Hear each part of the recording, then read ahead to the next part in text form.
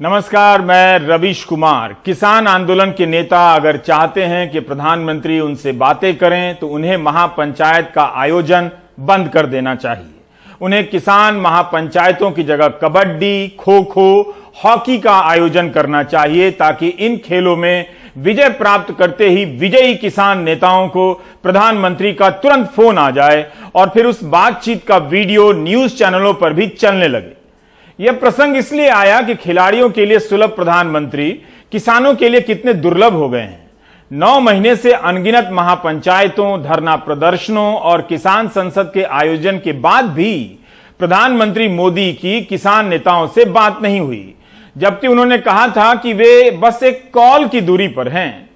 कभी कुछ किसानों का आंदोलन तो कभी बड़े किसानों का आंदोलन बताकर इस आंदोलन को रिजेक्ट करने के बाद किसान हर बार अपनी रैलियों के जरिए बता रहे हैं कि उनका आंदोलन किसका है। राजकीय इंटर कॉलेज की तरफ बढ़ते इन किसानों को मालूम था कृषि कानूनों की वापसी से पहले उन्हें किसान के रूप में वापसी करनी होगी। आर्थिक नीतियों के जाल में फंसे दुनिया भर के किसानों को विस्थापन ही मिला है, इसलिए इस मामले में समझदारी हासिल करने के पहले धार्मिक मुद्दों को लेकर आई नासमझी दूर करनी होगी। किसानों को समझ आ गया है कि हिंदू मुस्लिम बंटवारे की राजनीति के कारण किसान के रूप में उनका सम्मान और राजनीतिक बल दोनों खत्म हो चुका है। 7 सालों के दौरान पश्चिमी यूपी के गांव-गांव में आग की तरह हिंदू मुस्लिम नफरत का नेशनल सिलेबस पहुंचा है। युवाओं और किसानों को लगा कि धर्म के नारे ने शक्तिशाली बना दिया है, लेकिन जब कृषि कानूनों के विरोध में उतरे तब पता चला उनकी ताकत ही खत्म हो चुकी है। आज किसान आंदोलन अपने जनाधार और पहचान में आई दरारों को भर रहा है। याद कीजिए या इंटरनेट पर खुद भी सर्च कीजिए, इसी पश्चिम यूपी में कैसी कैसी महापंचायतें होने लगी थी जिनमें धर्म के नाम पर दूसरे धर्म को ललकारा जा रहा था।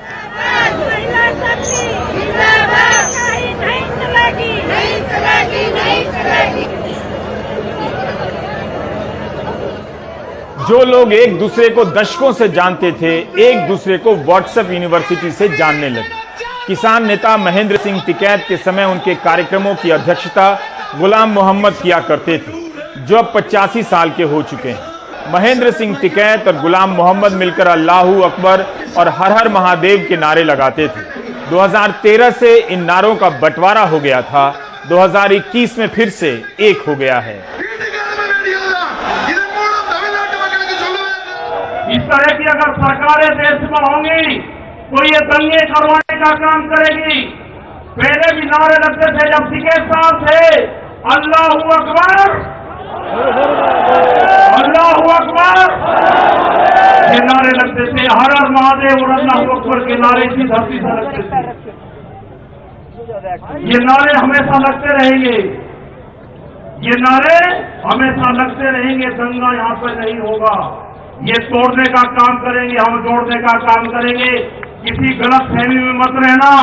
ये देश हमारा है, ये प्रदेश हमारा है, ये जिले हमारे हैं। कुछ लोग राकेश टिकैत के भाषण की इस क्लिप को निकालकर वायरल करा रहे हैं। वो यह नहीं समझेंगे कि किसान आंदोलन के मंच से कई धर्मों के नारे लगे, जो बोले सो निहाल भी लगा। धार्मिक तेवर पैदा करने के लिए नहीं, बल्कि धर्म के नाम पर बट गए किसानों को एकजुट करने के लिए। आईटी सेल और व्हाट्सएप यूनिवर्सिटी वही करेगी जितना उसे सिखाया गया है। किसान वो कर रहे हैं जो वो करना भूल गए थे, इसलिए व्हाट्सएप यूनिवर्सिटी का तंत्र हिला हुआ है। बंगाल के चुनावी भाषणों को याद कीजिए, जहां मां दुर्गा बनाम जय श्री राम के नारे पर प्रतियोगिता कराई जा रही थी। एक ही धर्म के भीतर फूट डाला जा रहा था। राकेश टिकैत ने कहा कि पहले के किसान आंदोलन में एकता के लिए अल्लाहू अकबर और हर हर महादेव का नारा लगता रहा है। इस दौर में इसे दोहरा देना वाकई साहसिक है। धार्मिक नारों को राजनीतिक मुद्दों की लड़ाई से जितनी जल्दी विदा कर दिया जाए उतना ही अच्छा है, और यही मकसद था शायद किसान नेताओं का जब हर दूसरा नेता दंगों के खिलाफ भाषण दे रहा था। दिल्ली में जब नागरिकता संशोधन विधेयक के खिलाफ शाहीन बाग में महिलाओं का आंदोलन चल रहा था, तब कई नेता उनके बीच जाने से डर गए कि बहुसंख्यक का वोट नहीं मिलेगा। ऐसे डरपोक नेताओं की लिस्ट लोगों के बीच आज भी मौजूद है। ये नेता तब नहीं गए जब महिलाओं के आंदोलन पर 2-2 बार गोलियां चली। हमारा लोकतंत्र और सेक्युलरिज्म इन्हीं डराने वाले और इनसे डर जाने वाले नेताओं के भरोसे है। इस दौर में मजहब और संख्या के आधार पर ही कोई अल्पसंख्यक नहीं होता, बल्कि हर असहमति आपको अल्पसंख्यक बना देती है और गोदी मीडिया आपको देशद्रोही। आज करोड़ों की संख्या में होकर भी किसान अल्पसंख्यक हो गए हैं। शाहीन बाग के मंच पर योगेंद्र यादव और इस किसान आंदोलन में शामिल कुछ संगठनों के नेता भी पंजाब से गए थे। आज मुजफ्फरनगर दंगा करने के लिए यहाँ नहीं आया है, एक पंगा लेने के लिए आया है और वो पंगा मोदी सरकार के साथ आप लेके रहेंगे, आप सफल होंगे तो देश बचेगा, देश बनेगा। हिंदू मुस्लिम सिख ईसाई आपस में है बहन भाई, ये कहकर एक अनोखी एकजुटता और ताकत दिखा रही है। तो मोदी सरकार की ये काले कानून नहीं, जो काली नजर है, एक व्यक्ति की नहीं, एक विकृति की बात है, उसके सामने ये जनता ही जवाब देके रहेगी, लड़ेगी और जीतेगी। क्या किसान आंदोलन वाकई पश्चिमी यूपी को हिंदू मुस्लिम बंटवारे की राजनीति से निकाल लाएगा? किसी नतीजे पर पहुंचने से पहले थोड़ा रुक कर देखना चाहिए। जिन किसानों को पश्चिम यूपी के दंगों में मोहरा बनाया गया, जिनके लड़कों को व्हाट्सएप यूनिवर्सिटी के जरिए जहरीला बनाया गया, अब वही लड़के और किसान नशा मुक्ति अभियान चला रहे हैं। वैसे असली ड्रग्स के खिलाफ भी आंदोलन के दौरान कई नारे लिखे गए और गीत गाए गए हैं।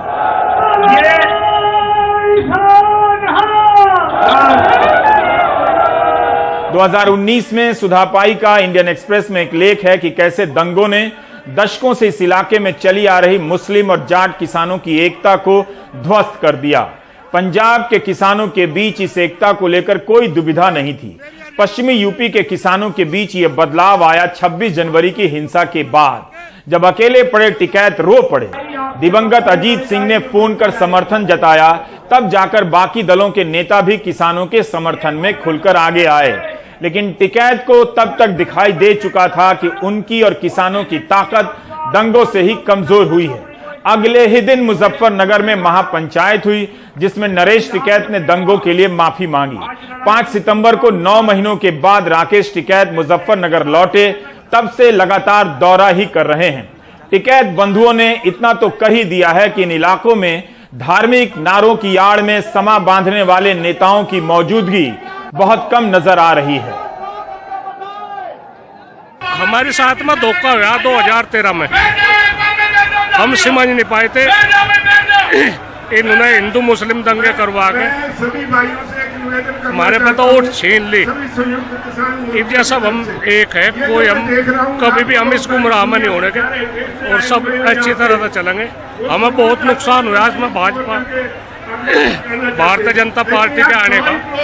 इन्होंने बड़ा किसान बर्बाद कर दिया। तो क्या किसान आंदोलन ने 2013 में हिंदू मुसलमान जो दंगे हुए थे, जो खाई आ गई थी हिंदू मुसलमान के बीच, वो पाट दिए? ये सब एक है।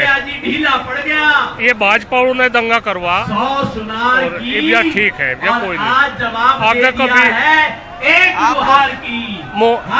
ये मुजफ्फरनगर जिला मोहब्बत जिला है। यहाँ सब गंगा जमुना तहजीब है, यहाँ से बहुत अच्छा है। हमारे उसमें हमारी एकता में नजर लगी थी और आगे भी कोई ऐसी बात नहीं होगी। किसान नेता साफ साफ कह रहे हैं कि दंगों में बीजेपी के कारण बंटवारा हुआ। बीजेपी को इसका जवाब देना चाहिए। इस साल मार्च में खबर छपी कि दंगों के 7 साल बाद सुरेश राणा, संगीत सोम, कुंवर भारतेंद्र सिंह जैसे बीजेपी के कई नेताओं के खिलाफ दंगों के मुकदमे वापस ले लेने के लिए यूपी सरकार के प्रस्ताव को कोर्ट ने मंजूरी दे दी है। उसके पहले संजीव बालियान के ऊपर से भी मुकदमे वापस ले लिए गए। इसी अगस्त में खबर आई कि 77 लोगों के खिलाफ दंगों के मुकदमे वापस लिए गए हैं, जिस पर सुप्रीम कोर्ट के न्याय मित्र विजय हंसारिया ने कोर्ट को बताया कि बिना कारण बताए ये मुकदमे वापस लिए गए हैं। अमर उजाला अखबार ने हेडिंग लगाई है कि दंगों की धरती से दिया अमन का संदेश। ये मुजफ्फरनगर की पहचान बन गई है। दरअसल मुजफ्फरनगर किसान आंदोलन के लिए नैतिक संकट बन गया है, राजनीतिक भी। किसान मुजफ्फरनगर नहीं जाते हैं तो उनकी ताकत का पता नहीं चलता है, और जाते हैं तो दंगों की बात होने लगती है। इस नैतिक संकट का समाधान किसानों ने खुद निकाला है। इस पर इसका प्रायश्चित कर सिर्फ टिकैत बंधु ही नहीं, हर नेता दंगों के खिलाफ मंच से भाषण दे रहा था।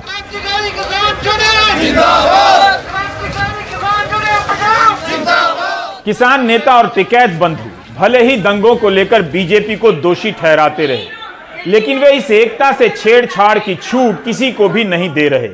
एक तरह से किसान सभी दलों के लिए खेल का एक समान मैदान यानी लेवल प्लेइंग फील्ड तैयार कर दे रहे हैं। किसानों की अपनी जमीन बढ़ते बढ़ते खेल के मैदान से भी छोटी हो चुकी है, लेकिन यही किसान राजनीतिक दलों को खेलने के लिए एक बड़ा सा मैदान बनाकर दे रहे हैं। आज किसी भी दल की अलग आर्थिक नीति नहीं है, कुछ दल तो बिना आर्थिक नीतियों के ही राजनीति कर रहे हैं। खुद किसानों के आंदोलन ने राकेश टिकैत को कितना बदल दिया। शुरुआती कवरेज याद कीजिए, राकेश टिकैत को संदेह की नजर से देखा जाता था। आज टिकैत किसान आंदोलन के मजबूत स्तंभ हो चुके हैं। इन 9 महीनों में टिकैत के नजरिए में कई मामलों में कई राजनीतिक दलों से ज्यादा स्पष्ट बदलाव दिखाई देने लगा है। उम्मीद है यह बदलाव स्थायी होगा। उनके भाषणों के कुछ अंश से जाहिर है कि किसान आंदोलन क्या बोल रहा है और क्या सुना जा रहा है। बड़े व्यापारी का धान फसलें एमएसपी पे बिकती है, किसान की 10 से 15% बिकती है। यह आपको समझना होगा। पूर्ण रूप से फसलों के दाम नहीं तो वोट नहीं, ये नारा लगाना पड़ेगा। फसलों के दाम नहीं तो वोट नहीं। जब तक इस सरकार को वोट की चोट नहीं दोगे, ये दोनों बाहरी लोग हैं, इनको यहां से जाना होगा। अमित शाह, मोदी और योगी ये चुनाव जीत का है। ये उत्तराखंड से चुनाव जीत के प्रधानमंत्री बने, कोई ऐतराज नहीं। उत्तर प्रदेश की जमीन से जीत के गुजरात में गुंडागर्दी के दम पे आना हो, वहां पे पुलिस स्टेट है, वहां पर जीत के देश का प्रधानमंत्री बने, कोई ऐतराज नहीं है। लेकिन उत्तर प्रदेश की जमीन पे ये दंगा करवाने वाले लोग हैं, इनको यहाँ पे बर्दाश्त यहाँ की जनता नहीं करेगी। पूरे देश पे इनका कब्जा हो चुका है, पूरी एजेंसियों पे। देश में कैमरा और कलम पे बंदूक का पहरा है। कैमरा और कलम पे किसी प्रेस की हिम्मत नहीं कि वो किसान के पक्ष में दिखा दे। निगेटिव दिखाते हैं बहुत प्रेस के लोग। तो इन सब लोगों को आपको ध्यान रखना है। जब राजनीति हिंदू मुसलमान के बीच नहीं बटेगी तो जाहिर है जिलों के रद्दी हो चुके कॉलेजों, स्कूलों, अस्पतालों की बात करने का मौका मिलेगा। जिस दिन मुख्यमंत्री योगी आदित्यनाथ पूर्वांचल को माफिया और मच्छरों से मुक्त कराने का बयान दे रहे थे, उसी दिन पूर्वांचल से किसान अपनी जेब से किराया लगाकर इस महापंचायत में शामिल होने के लिए मुजफ्फरनगर आए थे। यहाँ महापंचायत में हम लोग को कोई सहयोग नहीं मिला, ना हमारे कार्यकर्ता लोग कोई कुछ किए। हम लोग अपने वहाँ से जितने लोग आए हैं, हम लोग अपने 800 रुपया लगा करके उधर से आए हैं, किराया दे करके एक तरफ का। और 800 लगा के जाएंगे जी, फिर लगा कर जाएंगे सर। और हम लोग बहुत परेशान, हम लोग किसान हैं। इनसे, ये सरकार से हम लोगों को बहुत नाराजगी है। जहाँ तक हो सकेगा तहाँ तक हम इनके खिलाफ हैं, इनको वोट नहीं देंगे, क्योंकि हमारे परिवार भूखों मर रहे हैं, रोजी रोजगार भी बंद कर दिए हैं ना। सरकार बताती है किसान का आमदनी दुगना होगा, किसान खुशहाल होगा। कहाँ किसान खुशहाल है भैया? 7 साल के सरकार में इन्होंने गन्ने का एक पैसा नहीं बढ़ाया। अब तो कह रहे 5 रुपए बढ़ा दिया भैया। कुछ नहीं बढ़ाया। कहाँ बढ़ा बताओ, कहीं बढ़ा हो तो दिखाइए, बताइए आप लोग। तो मिला नहीं है 5 रुपए। मिला भैया? कुछ नहीं मिला। अच्छा, नौकरी का क्या है उत्तर प्रदेश में? भैया नौकरी कहाँ? नौकरी अब वही तो समोसा पढ़े लिखे हैं, समोसा बेच रहे। मोदी जी ने बताया कि समोसा जब से सरकार में तब से होटल खोल लिया, समोसा बेच रहे हैं। आप समोसा बेचते हैं? अब बेचते हैं भैया, क्या करें, नहीं बेचेंगे तो कैसे खाएंगे बताइए। कहाँ बेचते हैं समोसा? वही जुआ थान बाजार है, बलरामपुर से 14 किलोमीटर आगे। तेल महंगा हो गया? बहुत महंगा है तेल। कैसे तल रहे हैं समोसा? तलना ही महंगा हो गया। 5 रुपए में था भैया तो अच्छा पैसा बचता था। आज 7 रुपए में समोसा है, कुछ नहीं बचता है। बताओ क्या दिक्कत समस्या है, क्या तकलीफ है आपकी? अम्मा जो इतनी गर्मी में अब इतनी दूर से यहाँ पर आई मुजफ्फरनगर। अभी है आयन के काबले, ओकरे बाद में यहाँ की चलो सभी देखा जाए, जो कुछ हुई तो अपन जो जितना महंगाई है उतना सुन के सस्ता करा जाए। बात सुने के लिए बुलाई नहीं, तो बात सुनने के लिए आई थी। महंगाई से तकलीफ है आपको? हाँ, बहुत ज़्यादा। फसल में गेहूँ नहीं होता है, धान नहीं होता है, दुकानदारी ऐसे चढ़ जाते भैया, साढ़ चढ़ जाते हैं। हाँ, थोड़ा बहुत किराना दुकान ऐसे 40-40 बीघा खात हैं। लड़की शादी करे की, शादी कैसे हुई? खेती किन जाते हैं हम लोग, खेती में लीलगाह, सोर, सियार, अब बहेला छोड़ दीन है, स्याही, ऐसे गन्ना हमारे लोगों चल के सब साफ कर दीन। अच्छा, हमारा पशुओं से दिक्कत हाँ, है? सब हमारा पास तदामन है। और उसके बाद में जो पैदा होता है, ये 4 साल बीत गया, 5वां लगा गया, 1 पैसा गन्ना का भाव नहीं बढ़ाई नहीं की बढ़ाई है। और नंबर 2, जो धान पिसान हमारे लोगों पैदा होता है तो वो बिकात है 900 रुपया, 800 रुपया खर्चा चलते नहीं, जैसे पैदा तैसे बेचो। सरकार तो कहती है आप लोगों की आमदनी किसानों की दुगनी हो गई। अरे दुगनी हो गई कि दुगनी घट गए, कुछ पूरे नहीं परत है अब कि कुछ पूर पर है। दुगनी आमदनी घट गई किसानों की, और ऐसे सरकार को चुल्लू भरे पानी में पूरी मर जाए चाहिए। मुजफ्फरनगर की महापंचायत में पंजाब, तेलंगाना, आंध्र प्रदेश, कर्नाटक, महाराष्ट्र और जम्मू तक से किसान आए। दक्षिण के राज्यों से आए किसान नेताओं के भाषण का हिंदी में साथ साथ अनुवाद हुआ। यह बता रहा है कि किसान आंदोलन के भीतर आंदोलन का एक अच्छा खासा सिस्टम बन गया है। 3000 लंगर लगे, 2000 मोबाइल लंगर लगाए गए, 8000 लोग सुरक्षा में तैनात किए गए। लोग अपनी जेब से आंदोलन में आए किसानों को खाना खिलाते रहे। इधर जो 20 लाख लोगों से ज्यादा जो किसान भाई इधर है, हम तमिलनाडु से ये आपको पैगाम पहुंचाते, आपने जो शुरू किया हम उधर से खत्म करेंगे। आ जाओ। ये जो फाइट चल रहा है, ये किसानों का फाइट है। आपको इधर लाठी लगती है तो खून हमारा उधर खोलता है। 1 मिनट के लिए आओ।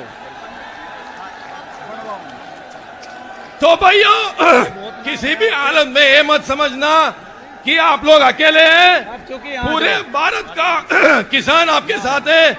ಆದ್ರಿಂದ ಪ್ರಭುಗಳ ಮಾತನ್ನ ಕೇಳುವಂತದ್ದು ಏನು ಪ್ರಜಾಸೇವಕ ಮೋದಿಯ ಕರ್ತವ್ಯ। 9 महीने से इतने सारे किसान दिल्ली के आसपास मोर्चे में बैठे हुए हैं। ये काले कानून किसानों को नहीं चाहिए।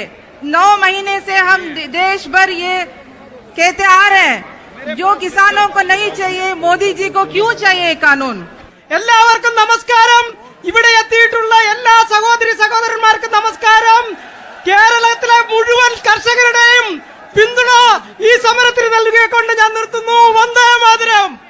यूपी में ऐसी रैली कब हुई जब मलयालम में भाषण हुआ, कन्नड़ में भाषण हुआ, योगेंद्र यादव ने फसल बीमा का सवाल उठा दिया। प्रधानमंत्री फसल बीमा योजना को गुजरात सरकार ने 1 साल के लिए स्थगित कर दिया है। उसके बदले मुख्यमंत्री फसल बीमा योजना लॉन्च कर दी गई है। पिछले साल 11 अगस्त के इंडियन एक्सप्रेस में मुख्यमंत्री विजय रूपाणी का बयान छपा है कि बीमा कंपनियां 5700 करोड़ का प्रीमियम मांग रही हैं, इसलिए उनका टेंडर खत्म कर दिया गया। इस खबर में गुजरात बीजेपी अध्यक्ष सूरत से सांसद CR पाटिल का भी बयान है कि फसल बीमा योजना के कारण गुजरात और अन्य राज्यों के किसानों में नाराजगी हो गई है। गुजरात के किसानों के लिए केंद्र और राज्य सरकार ने बीमा कंपनियों को 3000 करोड़ रुपए दिए, लेकिन किसानों को मुआवजा मिला 250 करोड़ का। गोदी मीडिया प्रधानमंत्री फसल बीमा योजना की बात नहीं करेगा। प्रधानमंत्री ने किस खिलाड़ी को कब फोन किया, केवल उसी की बात करेगा। यह सब इसलिए बता रहा हूं ताकि आपको पता चले कि किसान नेता फसल बीमा योजना को लेकर हवा में बातें नहीं कर रहे हैं। इसी 10 अगस्त को संसद की स्थायी समिति की रिपोर्ट आई है कि बिहार, पश्चिम बंगाल, पंजाब, आंध्र प्रदेश, गुजरात, तेलंगाना और झारखंड ने प्रधानमंत्री फसल बीमा योजना से खुद को अलग कर लिया है, अपनी अपनी योजनाएं लॉन्च कर दी हैं। बीमा कंपनियां किसानों को मुआवजा बहुत कम दे रही हैं और काफी देरी से दे रही हैं। बीमा कंपनियां कैसा काम करती हैं, इसकी ऑडिट का भी प्रावधान है, लेकिन संसद की समिति ने कहा कि ऐसी कोई ऑडिट नहीं हुई है। इस योजना की हालत यह है कि जब संसद की समिति ने पूछा कि विवादों के निपटारे के लिए जो समिति बनाई गई है उसके क्या रिकॉर्ड हैं, तो जवाब मिला कोई आंकड़ा उपलब्ध नहीं है। क्या जानबूझकर बीमा कंपनियों को पैसे बनाने दिए गए? उनके कार्यों की समीक्षा क्यों नहीं हुई? देखना चाहिए कि इन बीमा कंपनियों ने बीजेपी और पीएम केयर्स में कितना चंदा दिया, लेकिन इलेक्टोरल बॉन्ड के नए कानून के अनुसार आप कभी नहीं जान सकते कि चंदा देने वाली कंपनी कौन सी है किसी राजनीतिक दल को। यह हाल है बीमा योजना का।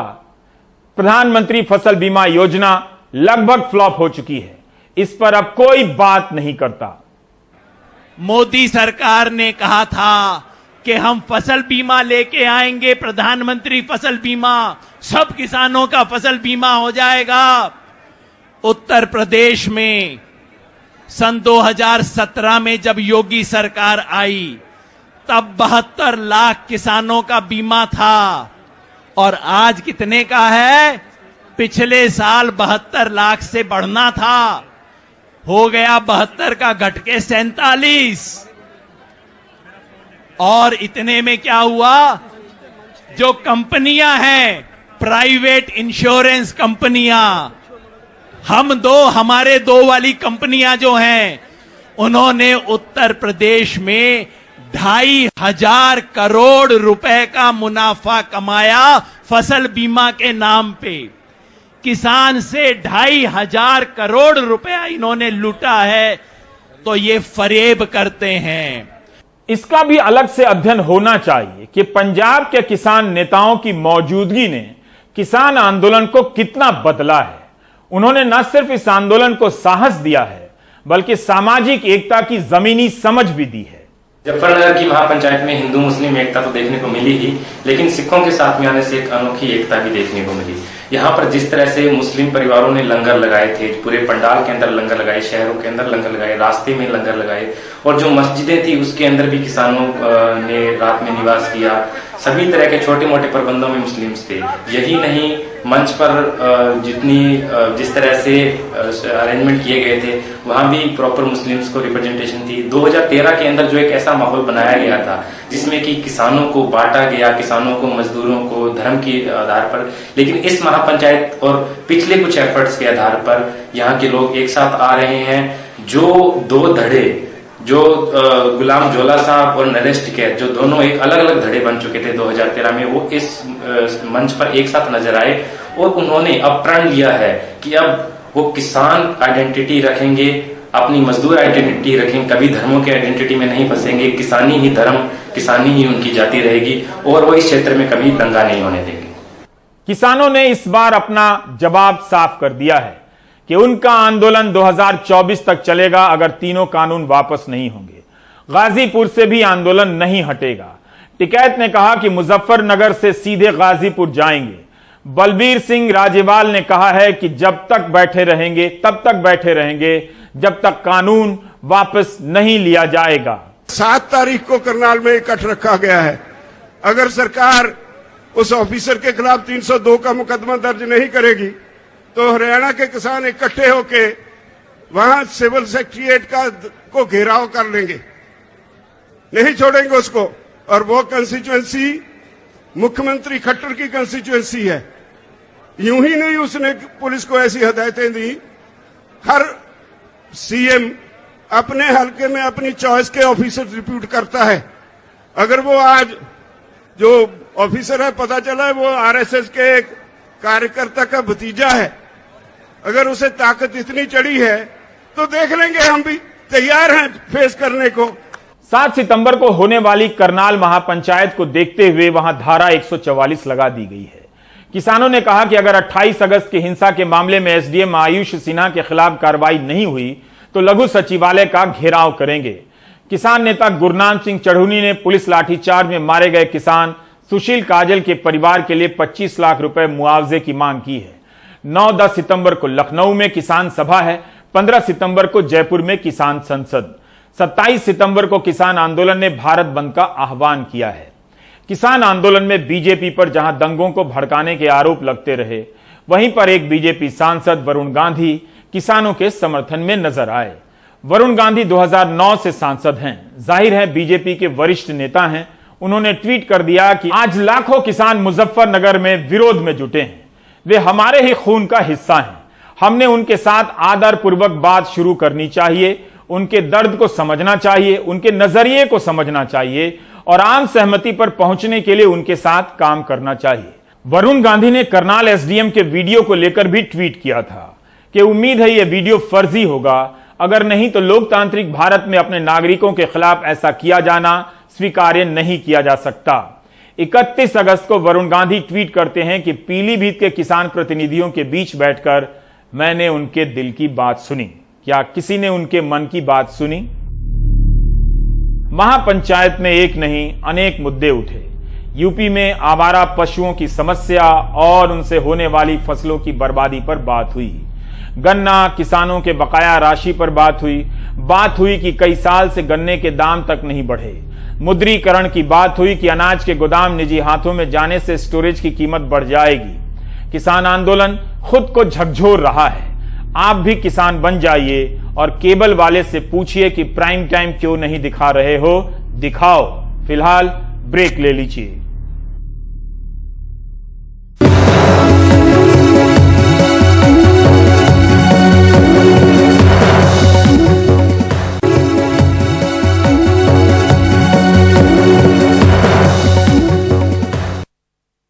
इस समय महंगाई अपने चरम पर है। सरसों का तेल का भाव आसमान पर।